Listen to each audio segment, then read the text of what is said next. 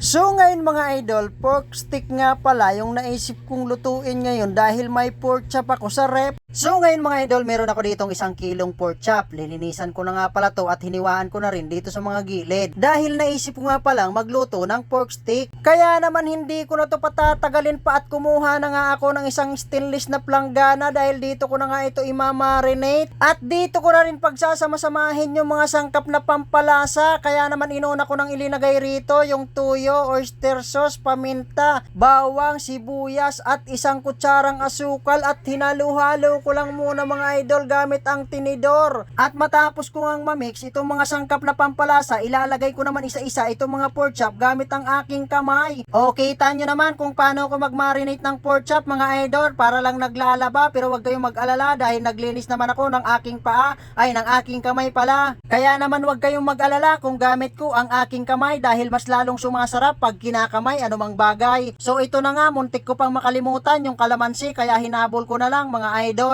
At muntik pa nga akong maiwanan sa kakahabol ko nitong kalamansi. Maiwanan? Sinalaan ko nga lang pala yan para matanggal yung buto at hinalo ko lang ulit gamit ang aking kamay. So ito na nga mga idol, kung mapapansin nyo, sakto lang yung marinated na ginawa ko at tatakpan ko lang muna ito at ilalagay ko lang muna sa freezer ng mga 1 taon. Ay 1 oras lang pala o higit pa para naman kumapit sa karne yung mga sangkap na pampalasa na aking ilinagay. Wow, tignan nyo naman ang aming rep, walang ibang laman kundi ang beer, mukhang napakalamig, sarap inumin mga idol. So ito na nga, matapos ang 1 oras ng aking paghihintay, dumako naman tayo sa pagluluto, kaya naman sinalang ko na nga itong kawali at tinagyan ko na ng konting mantika at linagay ko na rin itong mga sangkap na ricado sa magbibigay linamnam at aroma sa ating mino. At yung ginamit ko nga pala mga sangkap na ricado rito ay yung ginamit ko sa pagmamarinate, sinala ko lang mga idol. So ito na nga, linagay ko na rin itong pork chop, isa-isa, 2, 3, 4, linahat ko na para masangkot siya. At para naman sa mabilis at masarap na pagpapalambot, ilalagay ko naman itong 1 basong Sprite mga idol. So ito na nga, kumukulo na. Kung mapapansin nyo, medyo bumubula-bula pa dahil yan sa Sprite na ilinagay ko kanina. At para sa mabilis ang pagpapalambot at paglapot ng sauce, tatakpan ko lang muna at bubuksan ko na rin ulit. At dahil malapit na nga itong maluto at malapot na rin itong sarsa, ilalagay ko na rin itong marinated sauce. At syempre para maging pantay ang sarap at linamnam nitong karne, kaya naman babaliktarin ko lang muna. Dahil hindi makukumplito ang sarap at linamnam ng pagluluto kung hindi babaliktarin. At dahil dyan ilalagay ko na rin itong huling sangkap na paborito ko at paborito rin ng mga Bombay. So ito na nga, kumpleto na ang mga sangkap ng ating menu, kaya naman shoutout na muna sa mga solid followers ko at sa mga solid supporter ko. Maraming salamat sa inyong lahat sa patuloy na suporta at panonood ng aking video. So ito na nga, ready to serve na ang ating pork steak mga idols. Kaya naman itatransfer ko lang muna ito dito sa isang lagyanan ng makakain na nga at medyo natatakam na rin akong matikman itong aking lutong pork steak. Sino ba naman ang hindi matatakam kung ganito ang iyong nasa harapan ay kasarap. So tara, kain na tayo mga idol. So mga idol, meron ako ditong dinutong adobong talong at itong pork steak, pork chop. Ayan o. Napakasarap nito mga idol o. Oh. Diba?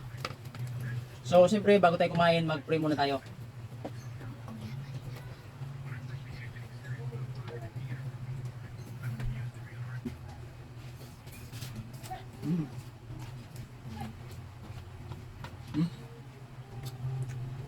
Ito mas lalong papasarap nito. Sibuyas.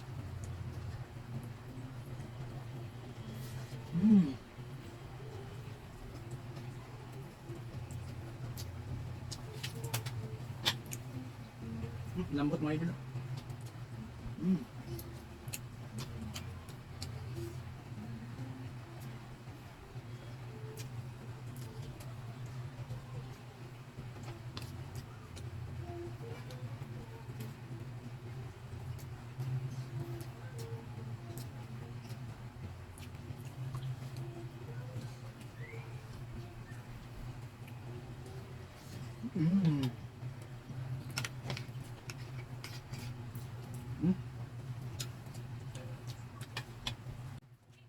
Nagmamantika yung linuto ko sa Sprite mga idol.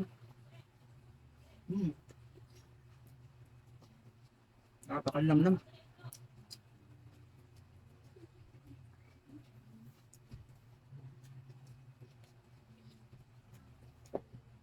Ang lambot mga idol, oh.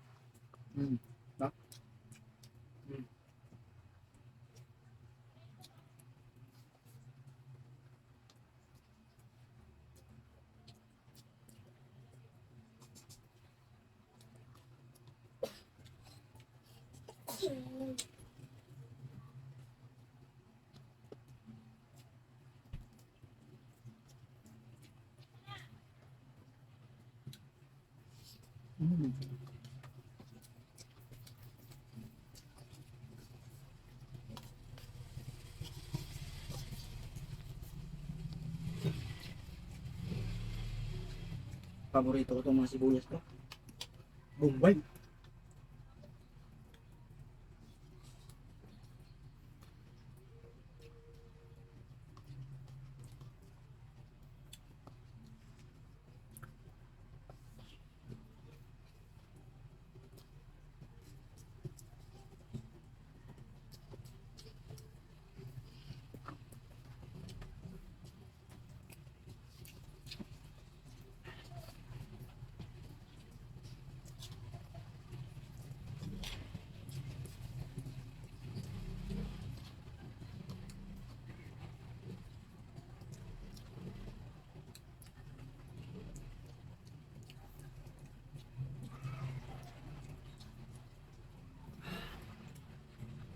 So yun lang mga idol, maraming salamat sa patuloy na suporta at panonood ng aking mga video. So hanggang dito lang muna, paalam!